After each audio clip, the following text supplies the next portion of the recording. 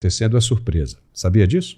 Os internautas acabaram resgatando e voltaram a publicar um vídeo cheio de profecias sobre, adivinha o quê? A entrada do ministro na Suprema Corte. Entidades fizeram até abaixo-assinados, pedindo para que ele não fosse aprovado na sabatina do Senado. Vamos rever agora o vídeo que voltou a circular. Veja aí. Na véspera da sabatina de Alexandre de Moraes, o Senado recebeu um abaixo-assinado contra a indicação dele ao Supremo Tribunal Federal. Estudantes de direito da faculdade onde ele leciona lideram o protesto. Com tremenda inquietação, a nota de repúdio foi lida pela presidente do Centro Acadêmico da Faculdade de Direito da Universidade de São Paulo. A manifestação veio acompanhada de mais de 270 mil assinaturas. Ela também tem o apoio de entidades da sociedade civil, como a Associação de Juízes para a Democracia e o grupo Tortura Nunca Mais. A nota alega que Alexandre de Moraes, indicado ao Supremo Tribunal Federal, tem uma postura partidarizada e não cumpre os requisitos para ocupar uma vaga na Suprema Corte. Diante da crise do sistema carcerário recentemente, a gente viu uma atitude displicente dele, incompatível com o cargo. O Centro Acadêmico já tinha se posicionado contrário a esse posicionamento dele e...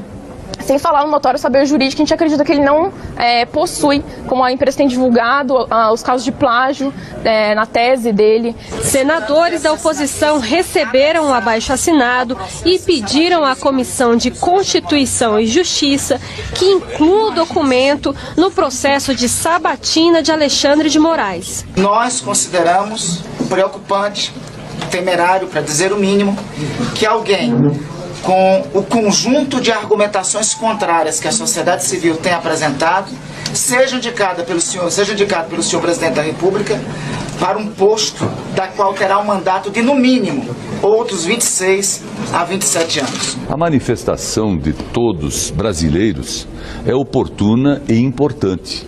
É preciso que nós, na democracia, aceitemos as opiniões divergentes. O senhor não tem vergonha de ser ministro da Justiça e sair para poder ser indicado para ministro? Alguns chegam aqui e vendem a mãe, porque mente tanto, e quando põe a toga, chega lá no Supremo é completamente diferente. Ah, mas o senhor é ligado a um partido político. Nisso aí Temer errou, tem indicado você. Ah, brincadeira tem hora. Chegaram muita denúncia contra o senhor, manifestações contra o senhor.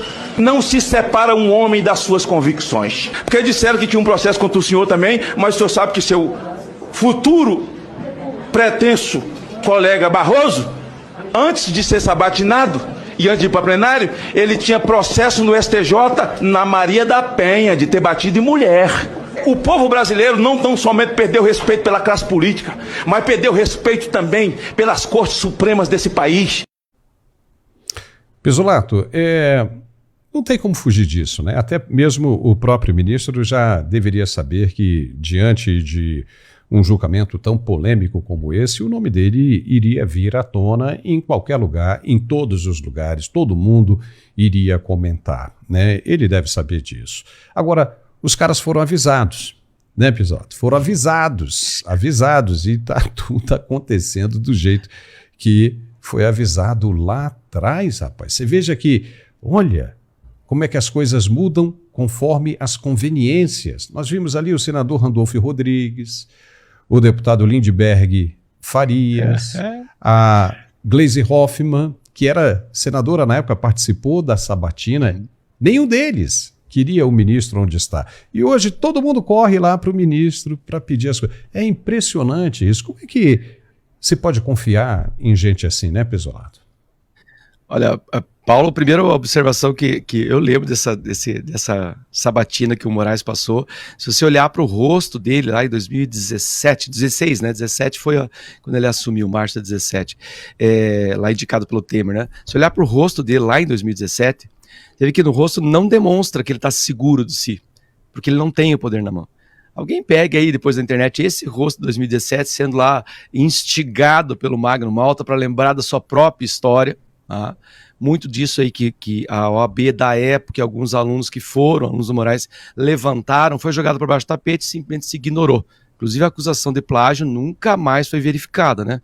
Quem teria coragem de verificar algo assim contra o ministro do STF? Até porque poderia cair na mão dele para o julgamento, então seria estranho. Mas a primeira coisa que eu reparei foi essa, o rosto. O rosto dele demonstra um certo temor, inclusive, né? Veja, ele estava com certeza, muito nervoso, muito temeroso que pudesse ser reprovado e toda a carreira dele pudesse desandar a partir dali, né? Imagina alguém ser reprovado para indicação ao STF. E olha o rosto dele agora. Se a gente colocar os dois rostos juntos, a gente vai enxergar toda uma evolução antropológica, quão cruel ele se tornou. O rosto dele hoje demonstra isso. Se a gente olhar o olho dele, a bochecha, o queixo firme, ele está realmente muito poderoso no Brasil. Outra coisa que você bem apontou, né, que engraçado que é a política, né, é um jogo de conveniências, a gente se indigna, a gente fica entristecido, fica angustiado, fica revoltado, fica raivoso, fica odioso, mas esse é o jogo da política, infelizmente, né, ainda mais quando nós não temos na política as pessoas mais bem preparadas para serem políticos. Eu sempre brinco com meus alunos aí que sonham ser grandes advogados, grandes juristas. Eu falo, olha, se um dia eu for presidente do mundo, um dos primeiros critérios que eu vou exigir para ser político é conhecer de leis. Como que o brasileiro vai lá e vota num jogador de futebol? Nada contra ele enquanto jogador de futebol, ele pode até fazer coisas boas. O Romário fez coisas muito boas, por exemplo, na proteção às crianças com síndrome de Down. Mas ele seria previamente um bom candidato a político? Ele não entende nada de leis, ele só tinha quinta série, o Tiririca só tinha quinta série. O brasileiro precisa aprender a votar, o ser humano é o único capaz de escolher como líder, não o melhor, o mais forte do bando. A gente escolhe o leão pela média. A gente tem um presidente que estava condenado. Então, como assim? Por isso que você falou antes da pesquisa que fizeram sobre a aprovação do STF, tá lá, mais de 52% recusaram, né? Reprovam. Mas 20% aprovam. Meu Deus, eu queria viver nesses 20% aí. Essas pessoas devem ser os indiferentes. Não é possível que 20% ou não entendem absolutamente nada de lei,